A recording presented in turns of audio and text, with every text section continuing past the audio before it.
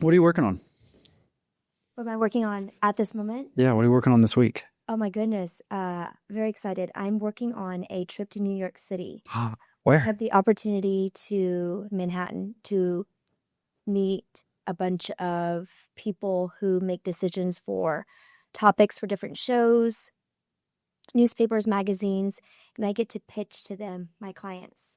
Okay. Yeah, one-on-one meetings. So we're going to Manhattan. I lived in Jersey City, Okay. between Hoboken and Bayonne. Yes. So I worked in the tri-state area, including Manhattan and Brooklyn, for a little while. Nice. About what? That would have been, 13 years ago. Yeah. But I've been up there a handful of times, Mm-hmm. and I was up there a couple of years ago for a Budweiser project in Brooklyn, where I had to get a trailer from Charlotte, North Carolina, nearly overnight to the event the next day and set it up. Oh my gosh. Yeah. Was the trailer for the horses? No, it was a trailer that I had to, actually, no, it was a box truck that I had to put the Budweiser, Logo. it had a bar. It was a portable bar Ooh. for a music festival in Brooklyn. That's awesome. Yeah, so that was fun. Yeah. But- I love New York City. I lived in New York City for 2 summers when I had a fellowship at the Today Show and then a fellowship at CBS News. And then my husband and I go probably once a year. We love visiting New York, but I don't see myself living in New York anytime soon. Yeah. Yeah. When it takes me like 2 hours to go one way, Exactly. anywhere, I would imagine. I've traveled quite a bit around the country, but I can't justify a 2-hour one-way travel. Yeah. I'm like, that's so much time. That's 4 hours a day taken that I could have had spent with somebody else somewhere else doing, you know what I mean? Exactly. So it's like, yeah, I even tried to make the most of it. Like, I'll read or listen to a podcast or an audiobook or whatever, but still it's like, I don't know. That's not a 1 hour, 2 hour straight trip. Like, you've got to switch between 2-3 different trains and a taxi or a bus, or a boat, so. Yeah, and it's hard to make plans with people. When I lived there for 2 summers, I would try to make plans with friends. And it's not like here where you could do back-to-back meetings and drive there, no problem. It's there. It's like one friend a day to be able to Yeah. them. Yeah. Yeah. And even if you're going from, Hoboken to Brooklyn, it's 45 minutes. Yeah. But and it's what, Fly by the Bird or whatever that name of the thing is. Yeah. It's Crow. I don't know, something like that. Yeah, and then It's like 1 mile, right? you're hoping that the isn't broken. Isn't broken. Yeah. Or you didn't miss it or go the wrong direction. Exactly. Yeah. There's just a lot. If for those who haven't been to New York, you can't go to New York and only go there for like a few days or a week. Like, I tell people, if you're going to New York, you have to budget 2 full weeks. Well, that or to travel. I think for some people, that's a lot of New York to handle. Oh, you think so? Yeah. Okay. So I think for some people, maybe a week, but come back. Don't let that one experience of New York terrify you or give you a taste of New York. It's true. It's not a taste of New York. It's true. But I think for some people, especially if they're from a smaller town and they're just not used to that many people and that mass transportation system, it's a lot It is. Yeah. to adjust to, Yeah. And New York definitely, like, the whole tri-state area definitely has the seasons. Yeah. Like, it'll definitely get 100 degrees up there. Yeah. Which is weird because you think, oh, they're way up north, it's going to be cold. Yeah. And then they'll also get really freaking cold. Yeah. Yeah. So. It's extremes. Yeah. Yeah. And then, just a lot of people too. You got to think a lot of people in a train, you're hot. Like, it's a lot. They're hot. Everyone's sticky and sweaty and stinky. Yeah. You have a lot of experience in the news. So you're saying how you're going back to New York here in a little bit or you just came back from there? Next week. Next week. And Going to meet with people who work in news, work in TV shows, and I get to pitch to them, my clients, as to why they should write about them, why should they feature them, why should they have them on their show. how does that work? Like, is that high pressured? Are you like, oh yeah, this is no problem. I've done this a dozen times before and this is how it works? Like, I don't feel pressured about it. I feel confident in my clients. I feel confident in their stories and their value and what they would bring to the newspaper, magazine, show, whichever it is that I'm pitching to. But, there's the perfectionism in me that to make sure that, things go as smooth as possible. And so I do a lot of research on each person that I'm pitching to. What is their style? What are the stories that they write about to make sure that I pitch it to angle to them specifically? You know what I mean? And a lot preparing from my clients, which means working with them to kind of craft their pitch, to know a little bit about everything of their history. How did they come about growing up? What are some characteristics about them?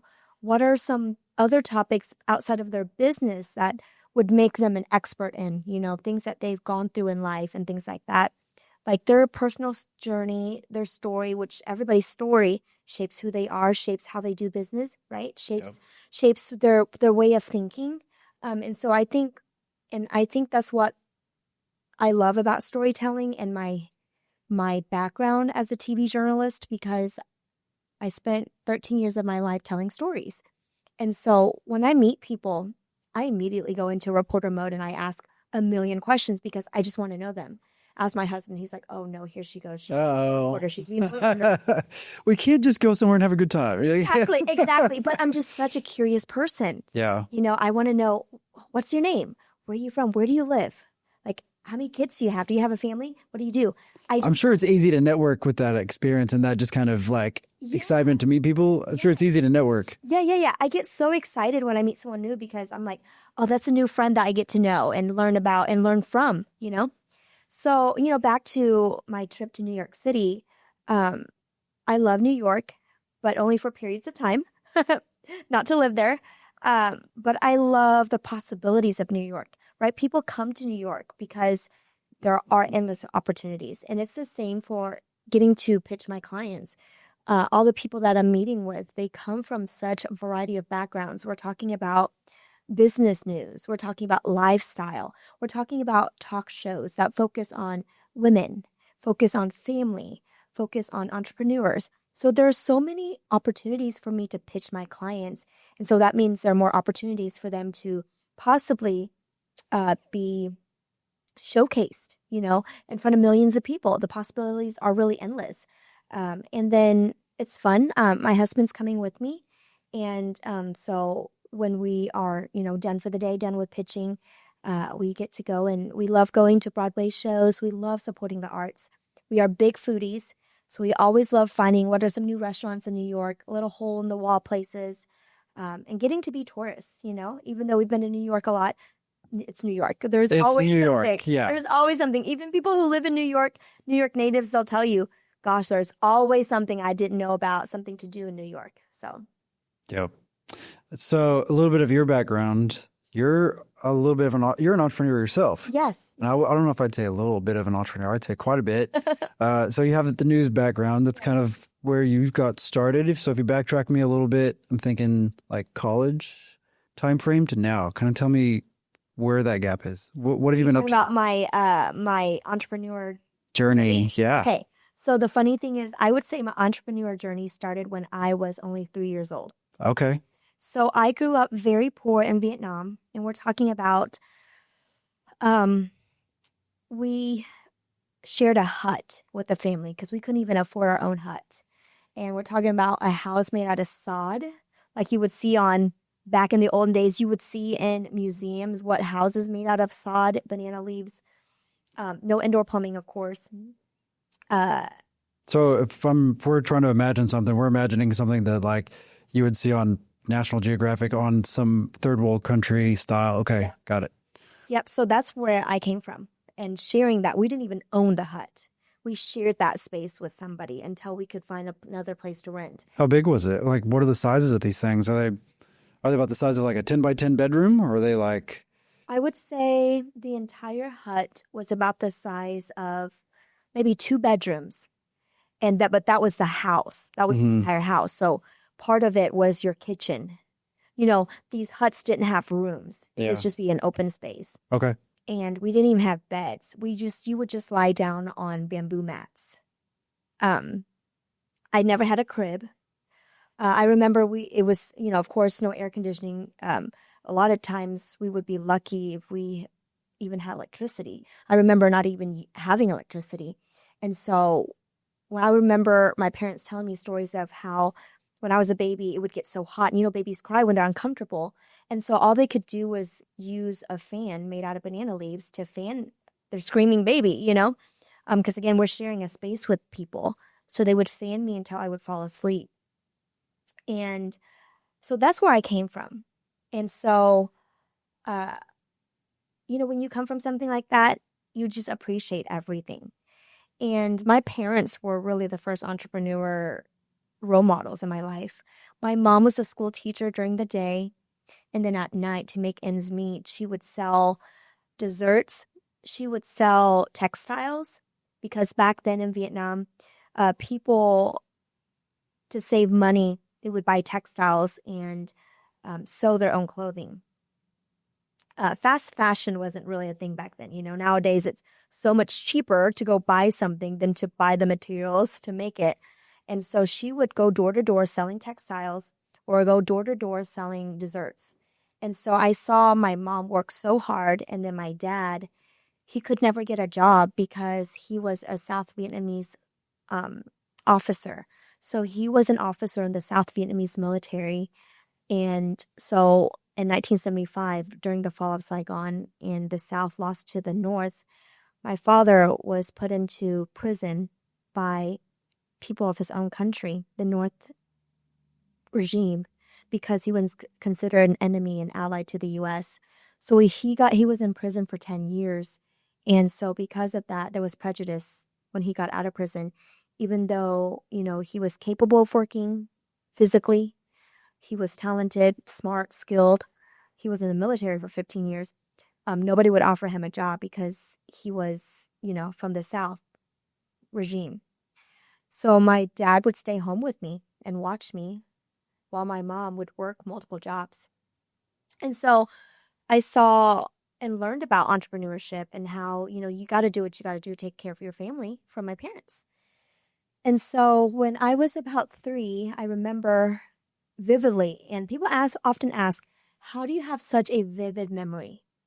A lot of times people don't remember that far back, being 3, 4 years old, but those were pivotal years of my life. And you'll understand why later. But when I was about 3 or 4 years old, we moved in with my grandparents in the city. And again, because we couldn't afford anywhere, so we just lived with my grandparents. And I was a very outgoing, clever kid. So I would go around the neighborhood asking people if I could run any errands for them.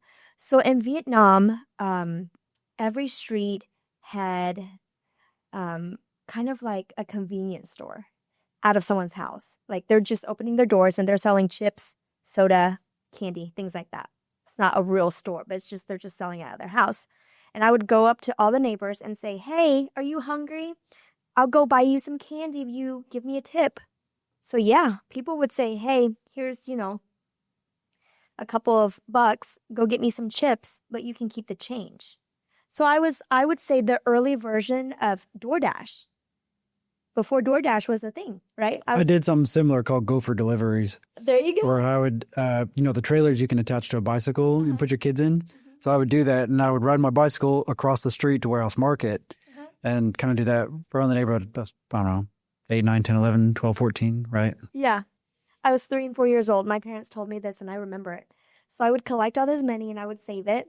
You're little. Yeah, 3 to 4 years old. Oh, you're still 3 to 4 years old. This didn't progress to where you're like 7. Nope. Oh, 8. Old. I mean, even 7 and 8 is still pretty young, little, but 3 to 4 years old. Wow. Little chin. And you had to you were trusted enough to do that, or is it just kind of culturally just acceptable? Like, did you have other friends that do it too? Or no? Okay. Yeah. And this wasn't just like a normal thing where a bunch of kids did it around the neighborhood. This was like something you were like, no, I'm going to do this. Known by the entire neighborhood. That's cool. Because I was just very outgoing. Everybody knew me. And, back then and in that sense of community, everybody trusted everybody. There was no worry of me getting kidnapped or somebody robbing me of a couple bucks, that kind of thing. Because nowadays, like here, in the U.S., like especially, like my daughter's 2, so in a year from now, I'm supposed to let her go run the neighborhood. Yeah, no way. Way different. Yeah. And back then, everybody knew everybody in this neighborhood. There was no stranger, and so there was no fear of I would run off with their money or somebody would rob me as I was walking from door to door. There was none of that. Everybody took care of everybody. And so those would be my first years of being a young entrepreneur. And then fast forward to when I was 13 or 14, and I had been living in the U.S. already. I was I would be a babysitter for kids from church. So I would babysit a few hours a day on weekends. And then when I was in college, I was working hard to save up money to sponsor my mom over from Vietnam. And I was working multiple jobs, but I wanted to do something on my own time late at night to make extra money. So I made hair bows. In college, I was in a sorority, and all the sorority girls wore hair bows. We would have a matching hair bow for every outfit, for game days, for everything. So there was a market. I noticed there would be a market for that, and I knew that these sorority girls would love to have bows that go with their different outfits, go with their sorority colors and things like that, which there wasn't a market for before. So I would make them, and then I would go to each sorority houses, and I had all my friends were in sororities, and I knew the presidents of these sororities. So they allowed me to come to their houses and set up shop, and I would sell them, and I would save all that money so I can sponsor my mom over. So that was college. And then when I did sponsor my mom over and we were reunited after 18 years, we started a cleaning business together. We did everything from, your residential, typical deep cleaning and maintenance to office buildings. And that still continues. We still do commercial and residential. So that was with my mom. And then I'm also I'm also a makeup artist, and I got into makeup artistry from TV news. People think that TV people have a glam squad. People think that, TV people show up to work and there's hair people and makeup people and wardrobe people, and just magically people look good on TV. But no, we do everything ourselves. And so everyone shows up and DIYs their outfit, hair, makeup. There's no one there for not even one person to help. No. Oh, the only time when you would get something like that is when you make it to the big leagues, which is New York City, or maybe LA, Chicago. Some of those much bigger markets, which we call like a top 10 market. Not all of them do, but a lot of them do have that budget that the company pays for to have hair and makeup done. So you show up early and you get your hair and makeup done. But in local news, that doesn't happen. So you have to learn everything yourself, and it's your time and your budget, right? So I learned makeup artistry when I was about mid-20s, when I was early on in my career. I didn't know anything about makeup artistry. I grew up very poor. So makeup's scary. Oh my God. I mean, it's how good it can be used. Exactly. When it's utilized correctly. And I guess that's it. I don't mean scary. It's not a very good term, but it's just, yeah. Well, makeup can be overwhelming, and makeup can do a lot for you, or it can work against you if you're not using it right. And, there's a difference between, regular office makeup, everyday natural makeup versus TV makeup versus theater makeup versus costume makeup, right? So there are just so many different aspects to makeup artistry. I don't know how you guys do it. I lost a bet with my wife, and I lost, and she put a light load of makeup on me, and I'm like, this sucks. How do you do this? And then she did something with eyelashes. I'm like, I can't. It's so heavy. How do I see? I guess you just grow up that way and get used to it, huh? But there are, ways around it. There are tools and things to use that don't make it feel so heavy, products that cater to your needs. But yeah, so I got into makeup artistry in my 20s because of TV, and then it became a creative outlet for me. I loved that it wasn't structured. I love that I can make people feel beautiful, remind them how beautiful they are. And then I get to be part of people's special days. So I do a lot of makeup for weddings. So it just means the world to me when people say, hey, I heard about your work. I would love for you to do my makeup. Because you're thinking, that's a big deal, right? For someone to be comfortable and confident enough in you to say, I trust you to make me look a certain way on this once in a lifetime day. And it's something that will stick with them forever because they're going to cherish these photos and videos. And And my favorite part is like finishing the makeup and I say, what do you think? I always say, what do you think? Because I want to make sure they feel like themselves and that, I can change up anything that they need me to do. Um, and usually they're like, oh my gosh, I love it. Thank you for making sure I still look like myself. And thank you for, doing the natural look like I asked, or thank you for doing my eyes the way that I ask, or thank you for bringing out my best features. Those are my favorite things about myself. So I love that about the makeup artistry world and how you can transform anybody. Like Halloween makeup is so fun, costume makeup, those type of things. Wow. You've covered quite a bit. When'd you come over from Vietnam? When was that? That was before college? You came here for college? No, so my journey dates back to 1994. So I was born in Vietnam in 89. Okay. I was a Christmas baby, premature baby. I came way earlier than expected. And in 1994, my dad got permission to move from Vietnam to Oklahoma City. Of all places, Oklahoma City. Yeah. So the only reason it was Oklahoma City is because a church in Oklahoma City sponsored us. Okay. So we went through a program called Humanitarian Operation. Congress passed this bill in the early 90s to allow people like my father to move from Vietnam because of his service, because he was an ally to the U.S., because it was unsafe for him to live in his own country, because of politics. So they allowed people like my father through a very rigorous process of interviewing, proving that he was an ally to the U.S., proving that it was unsafe for him to live in his own country, proving that he would make America a better place, proving that he has no criminal history. There's a lot of different aspects to immigration that I think people often overlook, and they just think, oh, it's really easy to come here. And I'm like, trust me, from our family's experience and many others, it is not easy to get here. So we went through the whole process, interviews, all of these things, and we met the criteria, but there was devastation. My mother was not qualified to come over because this was their second marriage. My parents both were married to other people before each other, and there were some paperwork complications because of Vietnam and the war, and people fled and they would lose paperwork, and we just didn't have all the paperwork needed to prove certain things to make my mom eligible.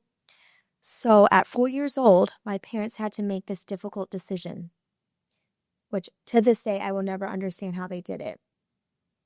Do we stay together as a family in Vietnam where we are so poor, where our child has no future? Or do we take this opportunity, split the family up? My dad would move me to America, make the most of our situation. My mother would stay behind with the rest of our family and hope and pray and figure something out so that one day we could reunite. It was a hard decision, no doubt, but my parents knew it was the right decision to split our family up. So in 1994, my father took me from Vietnam to Oklahoma City, and I will never forget the day. It was August 30th, 1994, and I was 4 years old at the airport. In Vietnam, you cannot enter the airport front doors unless you have a ticket.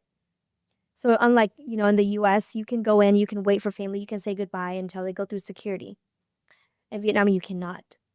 So we had to say our goodbyes at the door in front of tons of people who are also waiting outside to say their goodbyes or to welcome their families home. And I was bawling. I was crying because I could not understand, why are we moving to another country and mom is not coming with us? Why are my siblings not coming with me? When do I see my mom again? And I remember everyone around us, even strangers, were crying with us because they understood the situation. Because they're seeing a 4-year-old little girl latched onto her mother and her dad has to rip her apart. My dad had to physically pull me from my mom because it was time for us to go through security. So everyone's crying. And my dad has to comfort me on the plane. An international trip. We didn't know any English. All we knew was Coke. So we drank a lot of Coke on this flight. And I'm all wired up.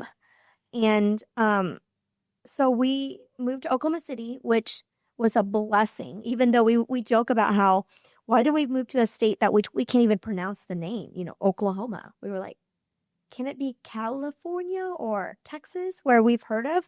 Oklahoma, we had never heard of, didn't know anybody there.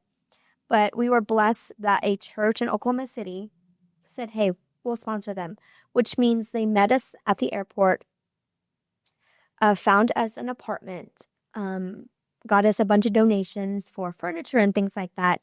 So we lived in Oklahoma City. And as you can imagine, the shock of obviously the culture shock, but the weather shock. So we heard about this thing called a tornado. Oh. Never knew what a tornado was until we moved to Oklahoma. Did you hear about it back at home? No. No? Nobody knew. No, nobody knows. What'd you have out there? Hurricanes? No. So No? it's similar to a hurricane. It's a tsunami. Tsunamis? Because it's a different body of water. Mm-hmm. Depending on if it's Atlantic Ocean, Pacific Ocean, depending on where it is, it's either a tsunami or a hurricane. So have you gotten used to the Wednesday noon sirens yet? Back then? No.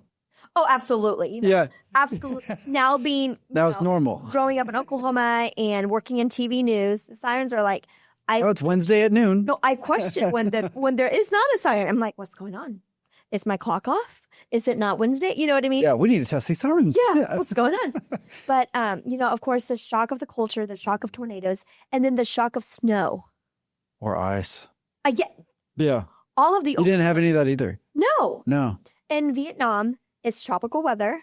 So it's either dry or raining. That's it. There's no in between. There's no hot or cold. It's Just Yeah. just the way it is. Yeah. It's like basically 80s or 90s. I mean, they do Celsius temperature, not Fahrenheit, but it's basically 80s or 90s year round. You have your rainy season, you have your dry season. And then, of course, you have tsunamis, but those are people living near the coast. Mm.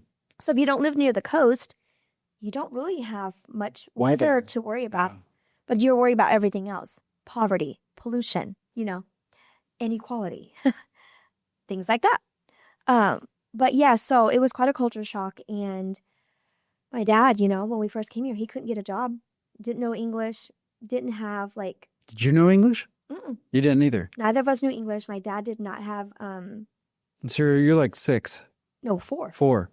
4. Okay, you're 4. No English, no degree, no family, No tools. no tools, no money, nothing. Wow. So we were on food stamps. We were on welfare. And we lived in the projects. But listen, remember I used to live in a hut, shared a hut. No electricity, no indoor plumbing. So living in the projects Was an upgrade. with a door that locks was a mansion to us. And we lived in the projects in a not nice part of town in Oklahoma City that was heavily secured by police. And we had security at the door because of shootings and violence. So I thought that we lived in a gated community. I told all my friends we're rich because we live in a gated community. Police were always patrolling to make sure that we're safe and that there was nobody breaking into our houses. Looking back, it was because there were shootings all the time. Mm-hmm. And it just shows you when you're a child, you think differently and perspectives are very different, right? So we were so grateful to live in the projects because it was so much better than what we had been living in. And I remember, I grew up obviously very quickly because I was my dad's interpreter at the age of 4. Even though neither of us knew the language, I was the one who obviously could learn faster, right? Children always learn faster. So at 4, 5, 6 years old, I was helping my dad with paying the bills and calling for maintenance when things weren't working. And, parent-teacher conferences, my dad would sit there and I would do the interpretation between my teacher and my dad. But eventually my dad was able to get a job as a custodian at a newspaper agency in Oklahoma City. And all I knew at the age of 4, 5, 6 was that my dad was working at a newspaper. So clearly that means he's a journalist. So I told all my neighborhood friends, my dad's a news reporter. He's a journalist for the newspaper, not knowing that my dad was cleaning the office. And so I was so proud of my dad for being a journalist. So I wanted to be a journalist like my dad. And, back then there was no cable or TV live streaming. So we had one box TV that we got from a thrift store. And that TV was all we had for entertainment. And we would watch all of the different Sesame Street shows and the news, because during the day it would be like PBS programming, children's programming. And then at night you would watch the news. And I fell in love with the news. I felt like the news was eye-opening. The news taught me about the world, my community. I was learning English so quickly because of the news. And then my dad would bring home scraps of newspapers. And I would read these newspapers because I was so proud of my daddy's work. And so I learned English very quickly. And I decided that I want to be a journalist like my dad. And I noticed on the news, people didn't look like me. So I would love to be on the news, to have somebody look up to me. Why can't I be the role model that I was missing? So I decided at the age of 7 that I wanted to be a news reporter. And I remember that because we had a school project, I think in the 2nd grade, that was like, write about what you want to do when you grow up. And a lot of people were writing about being an attorney, a singer, a wrestler, whatever. And I said I wanted to be a journalist. And so I stuck with that. And I was always involved in school with the school newspaper, yearbook. And then I went to University of Oklahoma Journalism School, which is one of the top schools. And Boomer. Over Sooner. That's right. Yes, ma'am. It's like Sooner Marketing. And I was very involved with OU's journalism program and the student newspaper and student newscast, everything I could get my hands on to make sure I was prepared to be this journalist that I've always wanted to be. And so, how'd you get into OU? Was that, you got a citizenship at some point too, right? Yes. Did that come years later? And then did you get like scholarships or something? Or did you happen to go to Tulsa public schools and just get good grades? And then that's how you get. So there's a lot to go into it. So I was always a very good student, always straight A, graduated top of my class, student body president. I graduated from Putnam City High School in Oklahoma City. Okay. But things were rough. And when I was about 11, I went into foster care. My father physically could no longer take care of me. He never did anything to me, but he was hurt in a car crash, a hit and run, and he was paralyzed in the hospital for months. And so he could not take care of me. And so I was very involved in my church at the time, St. Patrick's Catholic Church in Oklahoma City. And I went to my youth director, Ann. I call her my Saint Ann because she changed my life. I went to her and I said, do you know anybody I could live with? And she said, you know what? Let me think about it. Let me think of who would be a good fit for you. So she thought about it and she said, you know what? I know the perfect person. Your Sunday school teacher, Donna. Because Donna loves children. She volunteers as a Sunday school teacher. She had never had kids, never been married. And she was always very involved with church. And some of her best friends were Vietnamese.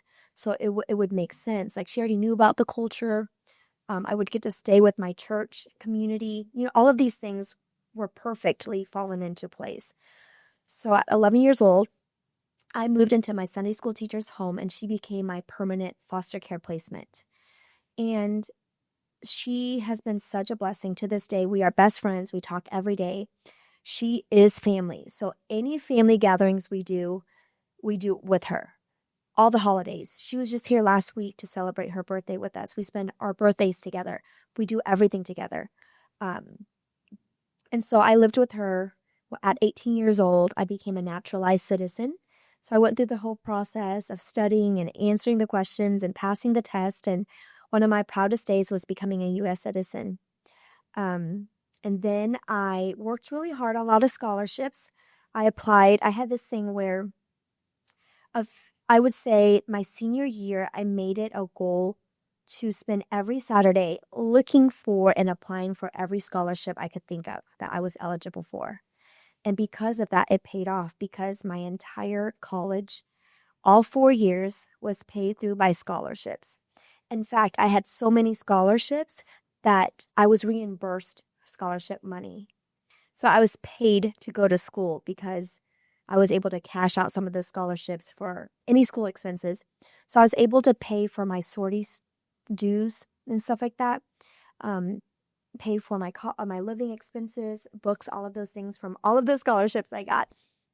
Gee, you had to bust your ass to get those. I know you did. Yeah. You know, Yeah, because I mean, had to work for scholarships it. involve good grades and community involvement and extracurricular activities, and I was very involved in school. Like, And sometimes you have to uphold certain standards to maintain those scholarships because otherwise you'll lose them. yeah, And then you could owe them back. yeah.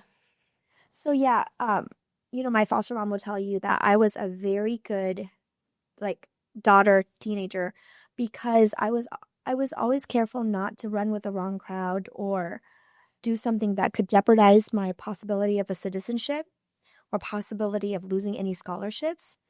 And it was more than that. It was making sure that I could take care of my family and that I would be eligible to sponsor my mom over. Because, if I were to be involved in something that could go on my criminal record, I can't become a citizen. I would lose my scholarships, and then I wouldn't be eligible to sponsor my mom over. So there were all those things, like, obviously be a decent human being, be a good person. But all those things were like, make sure that you don't accidentally get yourself into some kind of trouble without even thinking about it. So I had an amazing college experience at OU.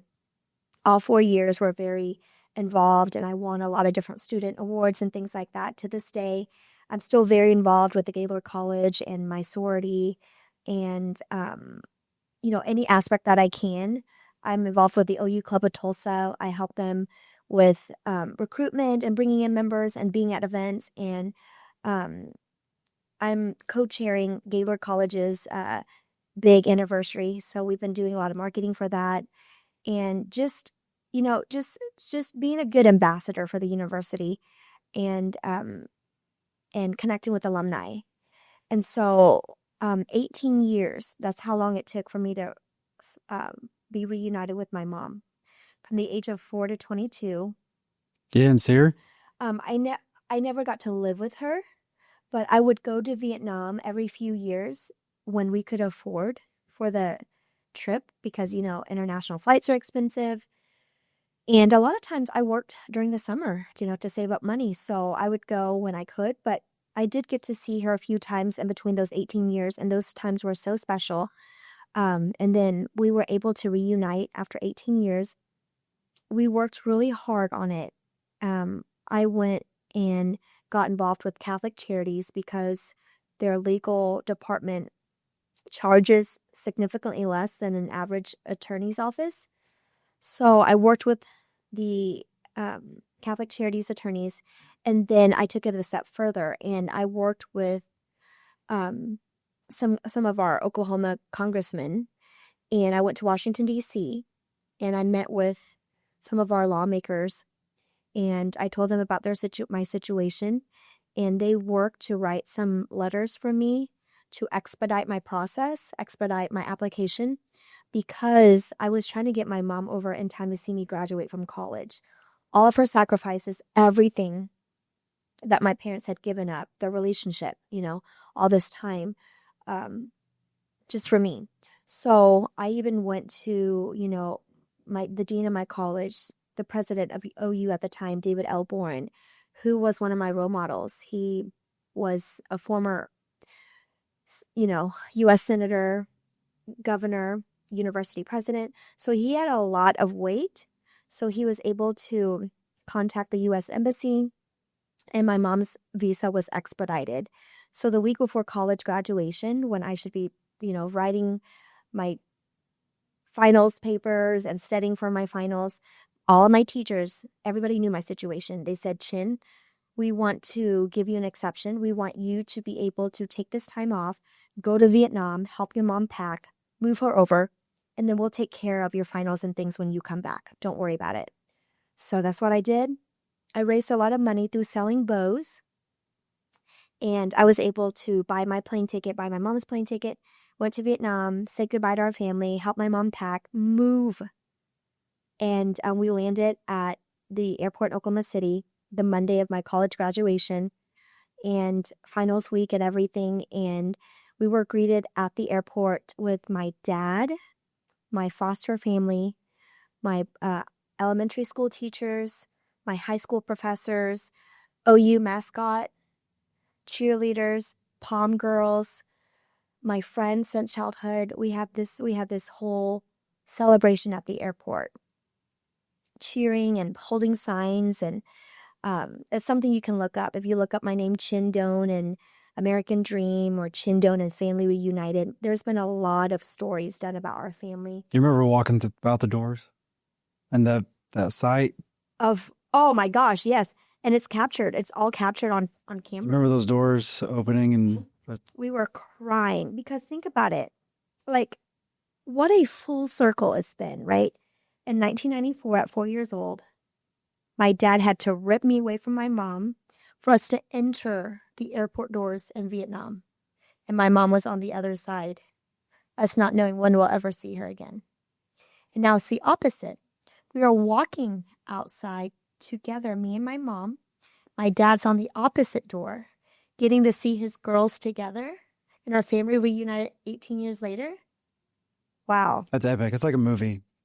It's like, right, if you are a director of a movie. Yeah, that's the ideal story. Like scene, like if you could... One door to the other. Yeah, you're like... Airport doors. Yeah. I think we're onto something, Braedon. I think we're onto something. But yeah, just that visual will forever stick with me. How literally when one door closes, another one opens.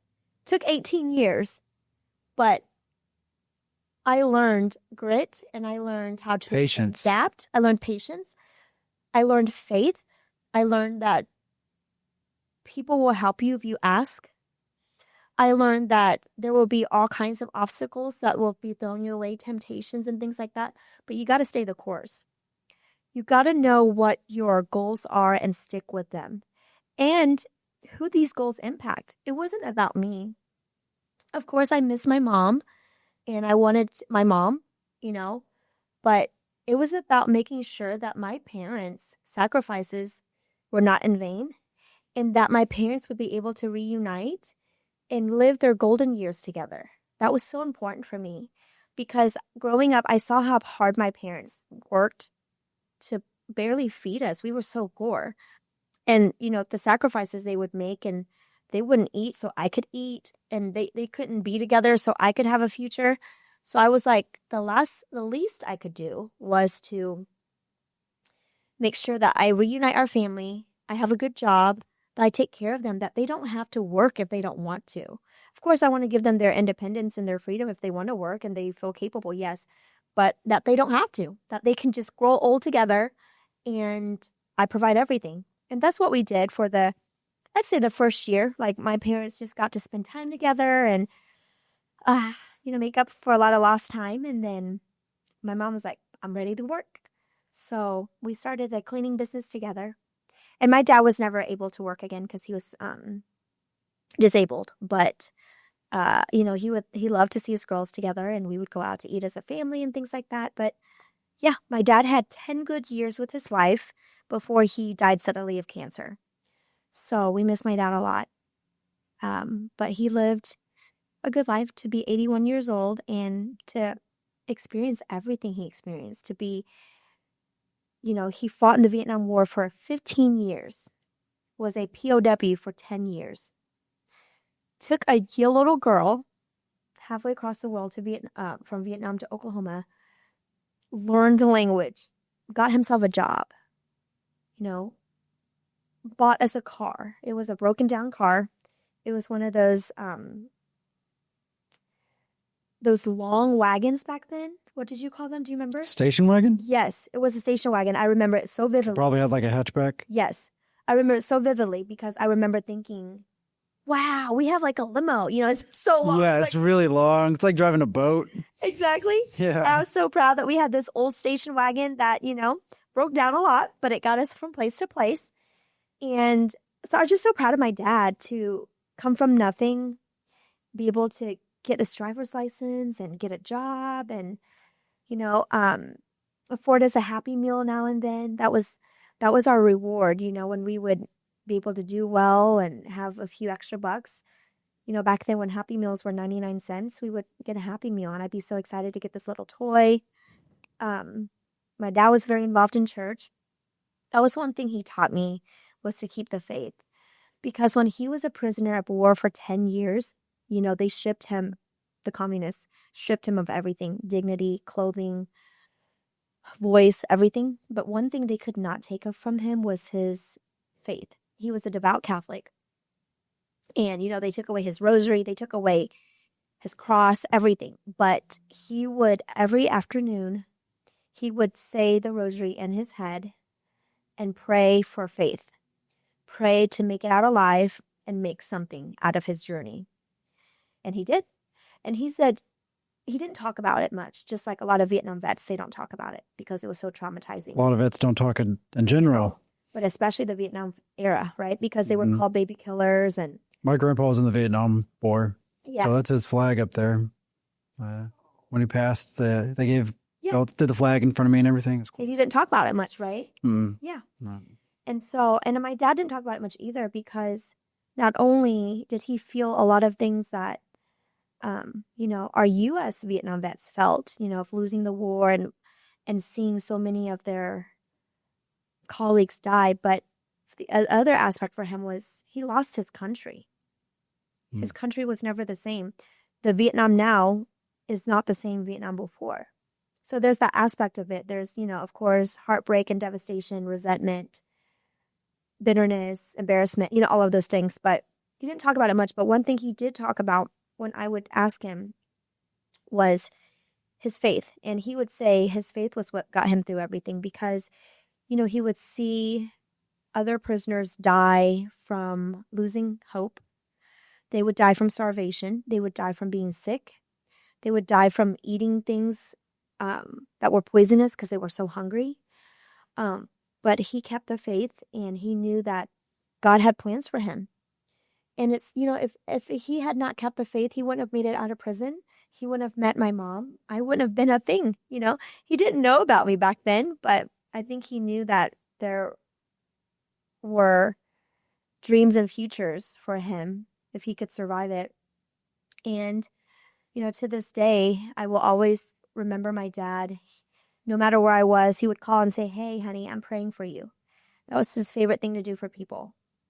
"I'm praying for you. Do you know what today is?" "What's today, Dad?" "Today's the feast day of your patron saint. Today's the feast day of St. Joseph. Today's the feast day of St. Anthony." He remembered all these different feast days, and he would pray for them for specific things and specific people. And even when he was in hospice care, and we knew his time was coming, he was never scared. He would say, "It's time. I know that I'm going to be much happier, and I know I'm going to see you again." And he had such a sense of humor. He was so funny, to the fact that, so my mom is the more serious one and my dad is the goofy one. And even when my mom would be mad at my dad for something, he would just make her laugh, and then she wouldn't be mad anymore.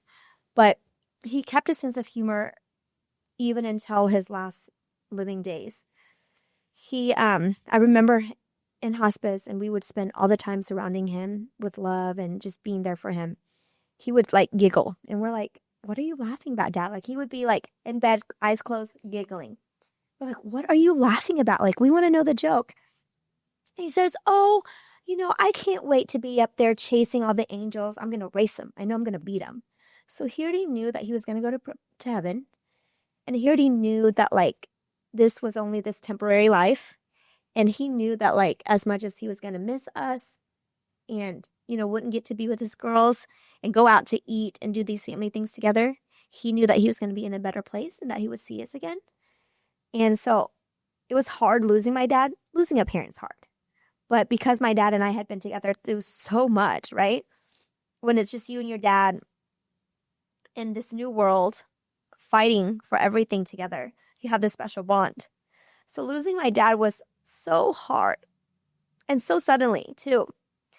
But I felt so at peace when I saw how he was using his humor and his faith to help us cope with the process. It was just, it gave me comfort knowing that my dad is going to heaven and that I'll still always feel him and be able to talk to him. I do. I always talk to him when I'm driving, when I'm, praying at night and stuff like that. So that's my dad. Relate. My grandpa was kind of like that for me. Yeah. I get my entrepreneurial spirit and stuff from him. Yeah. And I was there like kind of through the last month, my freshman year in high school. I went from like A's and B's or whatever to like D's. So I almost failed everything. And which partially is what held me back a year in high school. So I wound up being a super senior from one credit because I failed a class my freshman year at Bishop Kelly. Yeah. And it was a core credit class. So that pushed me back a whole year. And I didn't know it would until I went to go to Broken Arrow, and they're like, "Oh, well, you have to go another year to get one more credit." Oh, no. But he died of an aneurysm, and his aorta was the size of a grapefruit from all the way from the bottom of his heart to the top of his thigh. And so he'd be good one week and die one week, and good one week and die one week, and then they just didn't figure out if he was going to live or not. And so it was, I lived in the hospital basically for a month, and me and him were really close. So I remember riding around with him in lumber yards and stuff like that. He was a lumber salesman for a while, and then he started a business in like '88. Probably, I don't know, when I was a kid, kind of learned how he sold this product hand over fist for a while. Just him and this old geezer, they were selling this product as they could. They never really had the chance to make the more of it than just selling it like that. But yeah. How lucky are we to have, the dad and the grandpa in our lives that left such an imprint on us, right? And were great role models to us, and to be able to miss someone that much, I think says a lot about how blessed we are. Mm-hmm. Because, I think about people who don't have very many people in their lives to look up to or to call. And my wife's one of them. Yeah. She doesn't have really anybody. Isn't that heartbreaking? Yeah, her siblings really aren't around. Yeah. Dad's MIA. Doesn't, not a good relationship with mom because different lifestyle choices. Yeah. No, grandparents aren't around. There's no extended family that exists. It's a real small family. It's heartbreaking. And I'm on the opposite end of the spectrum on that. Very so I'm the oldest of 5. Me and my siblings, we're tight. We have a group text, and we'll just randomly send each other pictures and just, we'll FaceTime the group and be like, "Look what I'm doing," or whatever. And my whole family, we have another group chat where it's the whole family, and it's almost like our own news feed. Yeah. So whatever we're doing, we'll randomly post in there and stuff. And then I've got, my dad's I think he's the third of 7. So I have 15 aunts and uncles just on his side. Lots of cousins. And there's 20 some cousins, 17 cousins or whatever, and whenever we would get together, it's like a feast. It's like a buffet, whatever. But I also, we keep talking about perceptions all the time. And this has been one of those topics, one of those keywords over the years where it's, especially people who are in an entrepreneurial position, to the person that works a day job and goes, "Oh, that entrepreneur is living free, making all the money. Right. Look at their toys." Or they just want to, they do whatever they want. They don't have a boss. No, if you looked at my client list over the years, I've had 270 some bosses or 300 some bosses. You still have one. Yeah. They can fire you. Yeah. And so perception wise, I grew up completely different. We all 7 of us, between having siblings. Yeah. At some point, my dad was a master carpenter. He didn't make a whole bunch of money. He made $50,000 a year. Family 7, which is fine. But we had trips and vacations, and we had great birthdays and Christmases. But I wouldn't say that we'd be again, perception. I wouldn't qualify as rich. Perception again, but my wife would.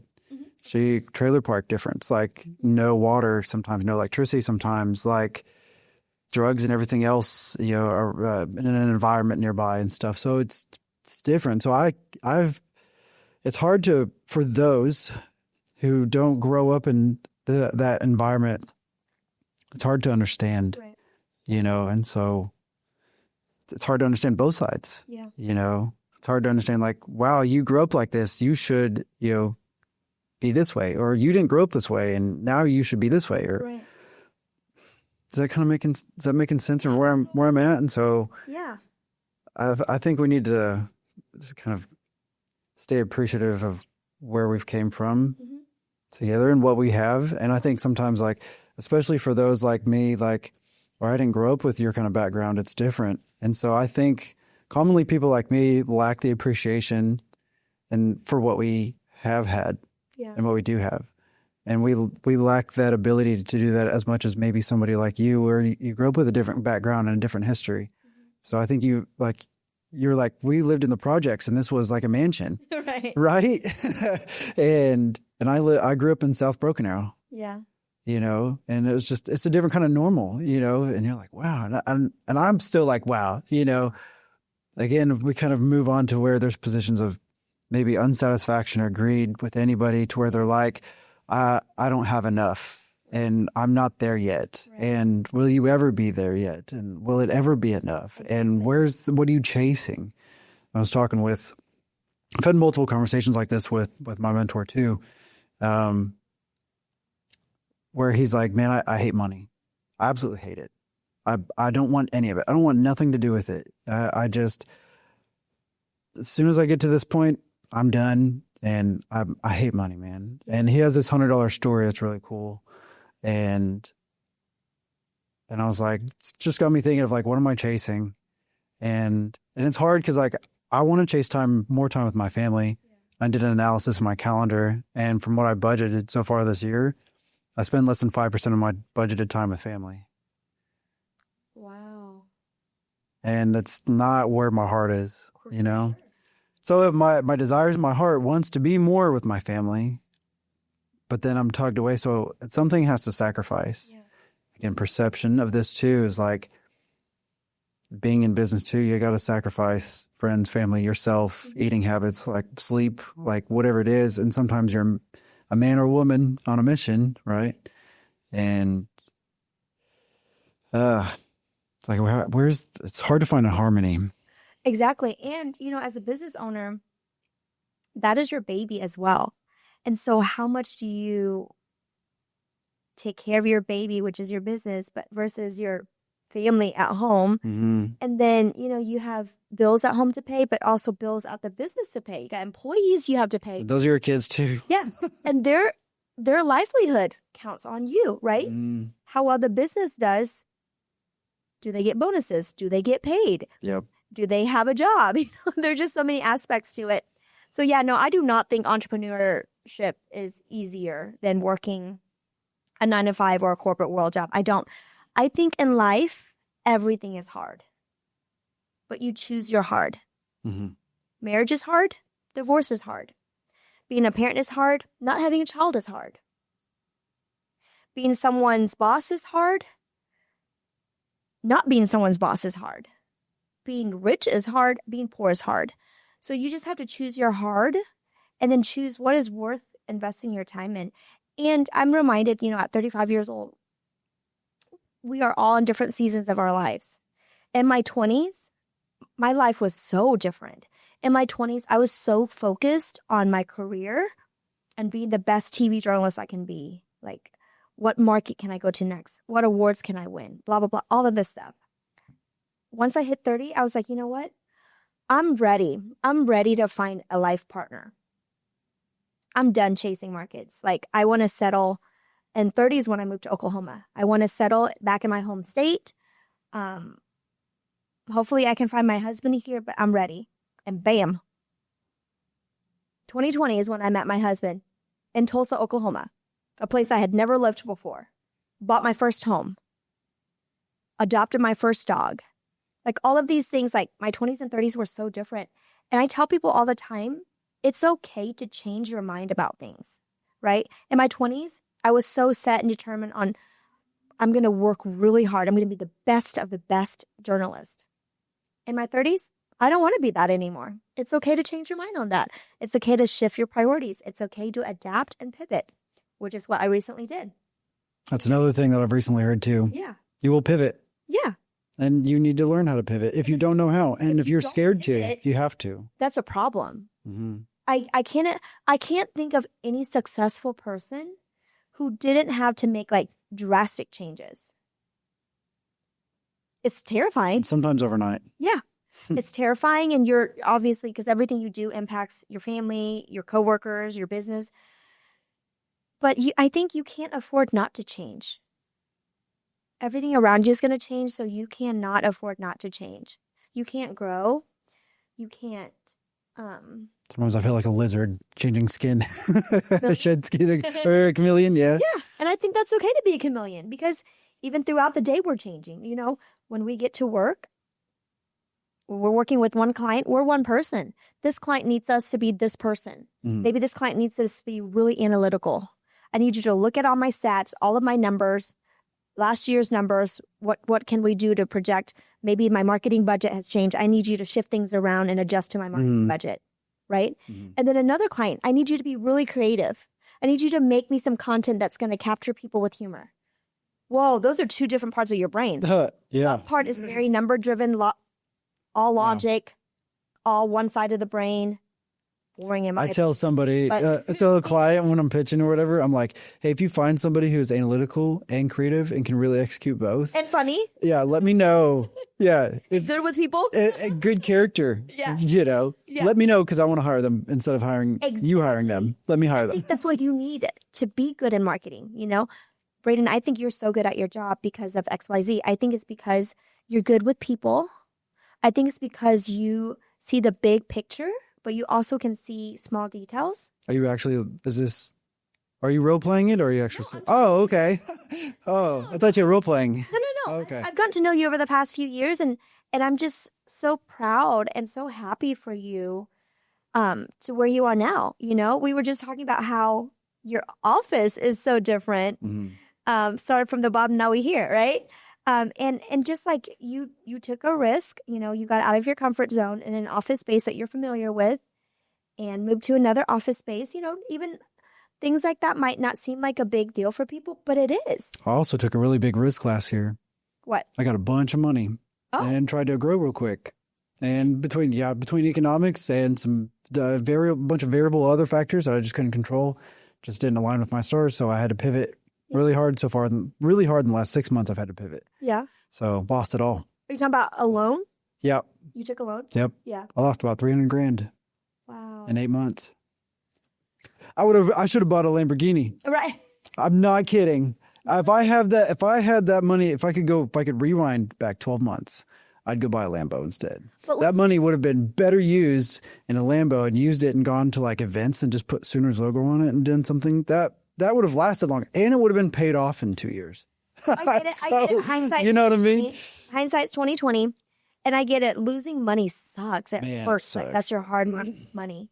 However, I mean, of course, if I could do anything for you, I would help you get all that money back and rewind and just don't do it. Yeah. But I would say you weren't left with nothing. You were left with a lot of hard lessons. Oh, yeah. A lot of lessons learned and what not to do next time and maybe what loan not to take or how much of a loan to take or, you know. My mentor, a year ago, I told him, I was like, man, I'm going to do this, blah, blah. Here's the plan. He's like, I don't know. He's like, I would wait because this is what's going to happen. You know, the election's coming up, this blah, blah, blah. And the next year's going to be a shitstorm. And the year after that's going to be recovery. And then we'll see what happens from there. I was like, yeah, but it'll be fine. I was like, I got all this stuff in the pipeline, blah, blah, blah. This is my idea. And I remember having a conversation with him in February or January. And I was like, you can say it. Say I told you so. He's like, I told you so. I've done this more than once. You know, stay liquid. I told you to stay liquid, you know. Yeah. Well, there's the what ifs, right? What if you hadn't done it? Mm-hmm. Would you regret it? Would you wonder for so many years, God, what if I would have done it? What if I just tried it? Exactly. Yeah. What was that process like? Or what about the other what if? What if it would have worked out, but you wouldn't have known because you didn't try? I would do it again though, but different. Have to be different circumstances, but and maybe not at the same scale, or maybe it'd be staggered a certain way, or I don't, You have lost a lot of money. Yeah. But you also gained a lot of invaluable, priceless lessons and wisdom. And sometimes sucks how you have to actually experience that. Yeah. Someone can't just tell you and you listen, which brings me back to what, mom would be like, don't touch the stove. It's hot. But you have to learn it for yourself. And I told you it's hot. Yourself, but that was me. But would you believe it? You wouldn't have believed it unless you touched it, right? Wow. That's a real story too. Yeah. Typical boy. Right. Typical boy. But you wouldn't have believed your mom that it was hot. Oh, but she's just lying. Or it's really not that hot. It's not that hot. She's just scaring I'm just going to touch it real quick. Right. Yeah. But so that burn sucked, but you learned to not touch it again. Yep. Right? So losing 300 grand sucks. Yep. But you learn how not to lose 300 grand. Yep. That should be a story. How to not lose $300,000. We should just make that a story. Yeah. Hey, as someone who pitches for my clients, that would be a good headline. Yeah. That would catch someone's attention, right? Yeah. I would want to know that. Exactly. You ready to read one of these cards? Yes. From the Diary CEO Conversation Cards. Okay. It's Empower Some Human Connection. I'm just going to draw the front one here. Okay. And you can read it off.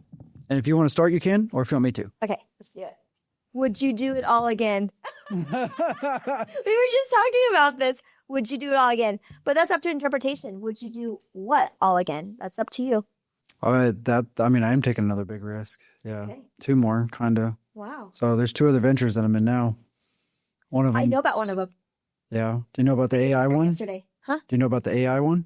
No. Oh, okay. But the other one, I met your partner yesterday. John? Yeah. Mm-hmm. So that one's fun. So I'm going to Denver next week with him. Yay. And then a month later, I'm going to Raleigh, which I'll see my parents, which will be great. With him? Uh-huh. There's a convention there. Nice. So, man, I don't know. So would you do it all over again? I think, we are who we are based on an accumulation of our past, right? That's why we make the decisions we do. That's why we think the way we do.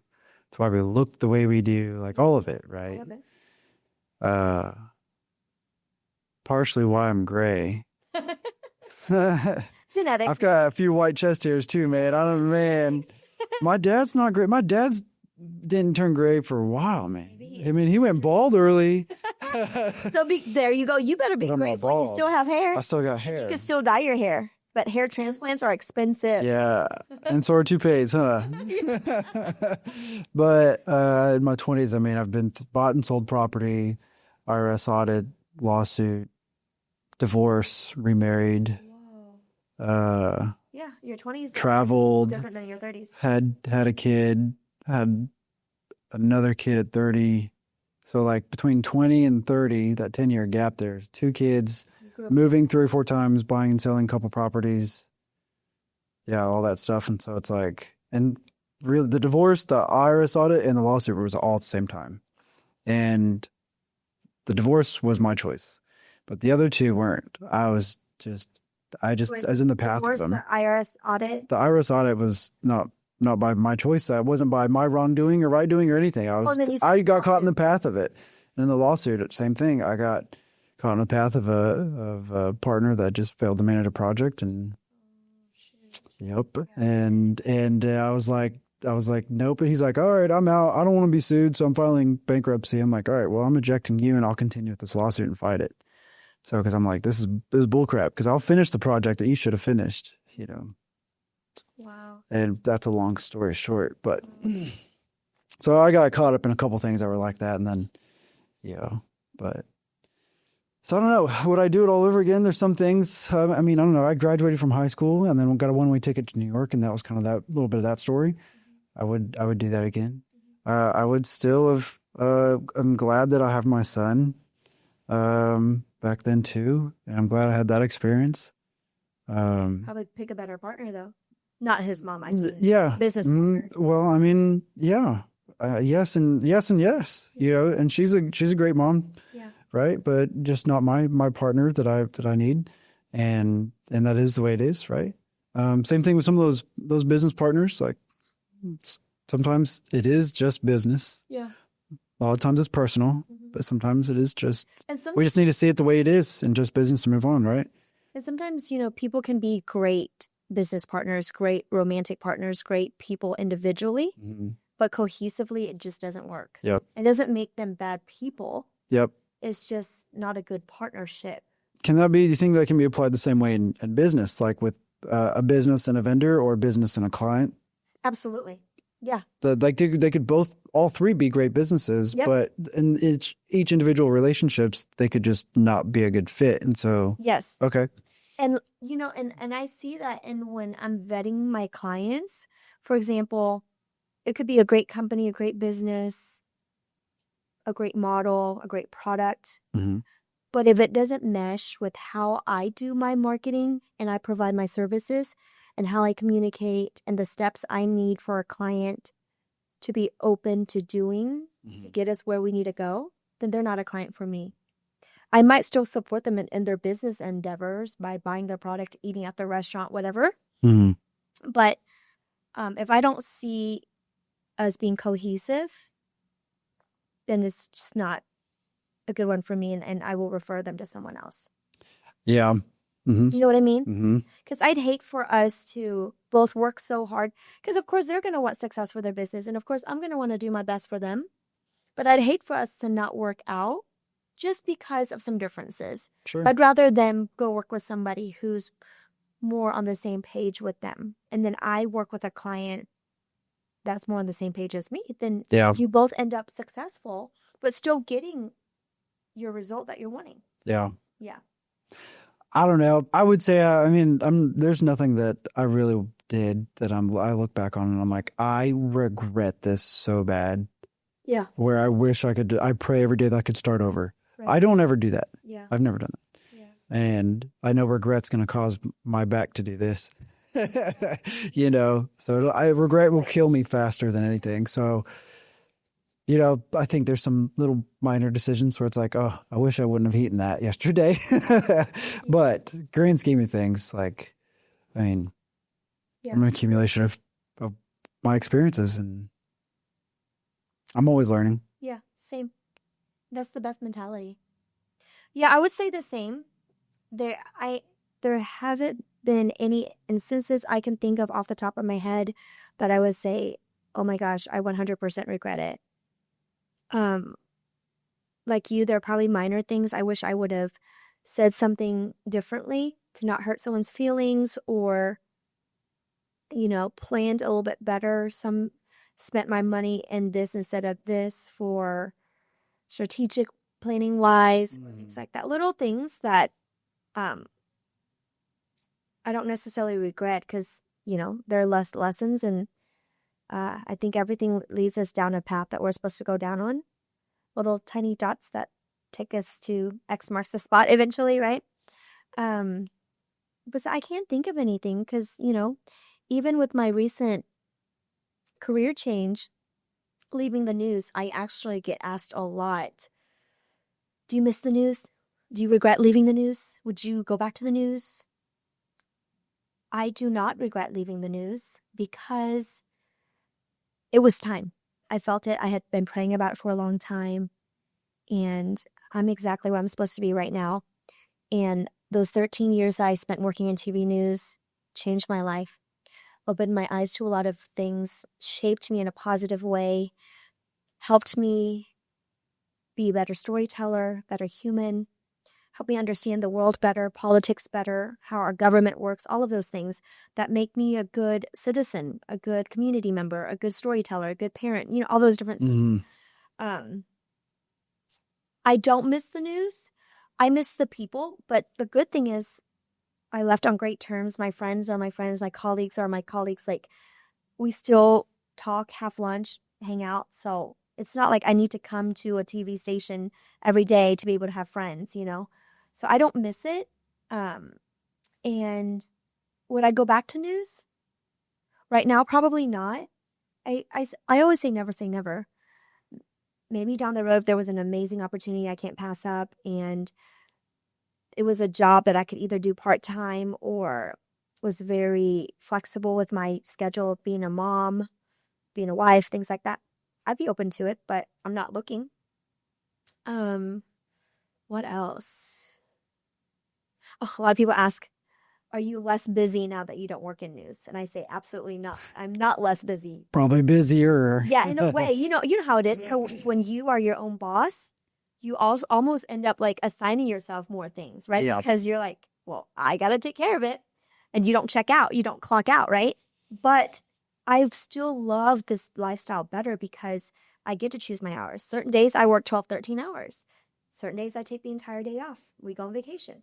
I don't have Some days I answer a few emails and I'm done. Exactly. Yeah. Some days I do a podcast, you know? Yeah. So, yeah. So I don't think entrepreneur life is any easier, but I think it's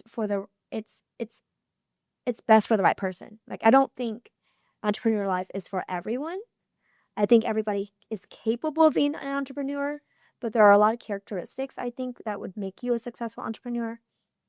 And I think those traits are learned. You can learn them if you're willing to. You just have to have that mindset of, being open. Like, you got to pivot. Yep. Yeah. All right, ready for the last 2 questions and shout out? Yes. Okay. Are you lucky or are you smart? Smart. I don't believe in luck. I believe in faith. I believe in being where you're supposed to be because of the decisions that you make and the people you surround yourself with and where you choose to go. And you deciding to wake up today is not luck. You decided to wake up. You deciding to make that phone call and that person answered and how you talk to them is not luck. It's how you use your experience to talk to them in a certain way that will get them to work with you, for example. And now if I'm somebody that's hesitant on getting started, do I just need to jump right in and go for it? Or do I need to make sure I'm planned and prepared? I would say jump right in only because the best day to get started was yesterday. So I think oftentimes as entrepreneurs, we are such overthinkers, right? Because again, it is our baby and we don't want to fail. Mm-hmm. But if you just sit on it for too long and wait until perfect moment, perfect market, perfect investors, perfect everything, it'll never happen. And somebody already took your idea because they were willing to jump in. I'm not saying put all your eggs in one basket. Please do not go take out a giant loan and just throw it against the wall. Like I did. Yeah.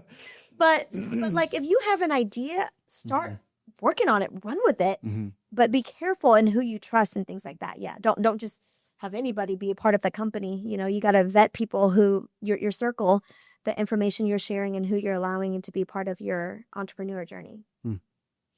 And is there any reason why someone would want to get in touch with you? And if there's some yeses to that, then how? Yeah, easy. My name, ChinDoan.com. Or I'm all over. How do you spell that? Chin, ChinDoan.com. Okay, easy enough. Yeah, and then I'm all over social media. Every YouTube, TikTok, Instagram, Facebook, X, everything. I'm on it. So I'm very reachable. It's very easy to find me. And I'm very involved in the community too. So I'm always out and about. Yeah.